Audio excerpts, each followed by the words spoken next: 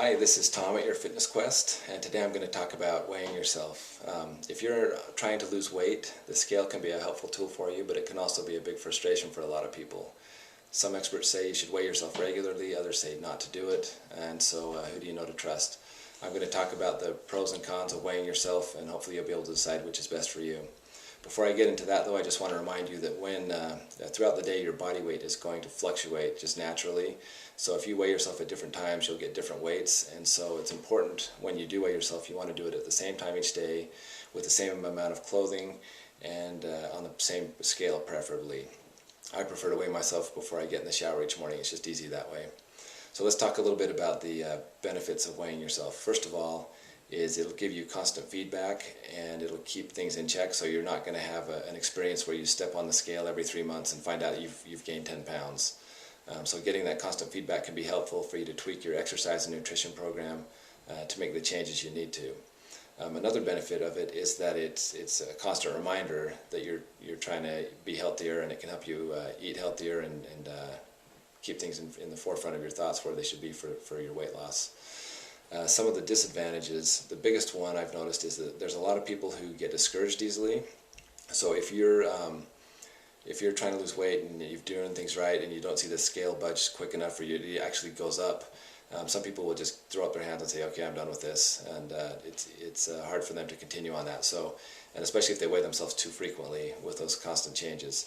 I've had some clients I've trained who they've been doing everything right, and the scale might even bump up a pound, and they get frustrated about that. I've had others who admitted that they had a weekend of gluttonous eating and they actually lost a pound, and that can be kind of frustrating when our bodies don't respond like we think they should. But the thing to keep in mind is you want to look at the trends, not just at one day, but look at an overall trend of how your weight loss is going. The other thing, I'm not a big fan of having people who are healthy weight, especially teenage girls, telling them to weigh themselves. I don't want to cause them to get obsessive about their weight or lead them to an eating disorder. So that's another area where I'm not a big fan of weighing yourself. Let's see, your weight is just one of the many feedback factors you can use, though. A lot of people focus so much on the scale, but you can look at other things like how your clothes are fitting, your measurements, and most importantly, I think the most important one is your body composition. That's what you should really be focusing on. Some people are excited to hit a certain weight, but if you lose 10 pounds of muscle or it's just water loss, that's not a big deal. That's not going to make any, that's actually can be detrimental to do that. And so you want to make sure you're losing fat, and that's why body composition testing can be such an important thing. And I'll do a post later on that talks about the different methods and which are most reliable.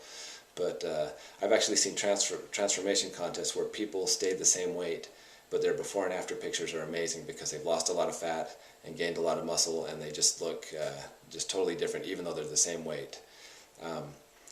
So should you weigh yourself regularly or not? I guess it depends on your personality. If you're someone that gets really uptight and stressed out and discouraged easy if things don't move quick enough, then I'd say, toss the scale.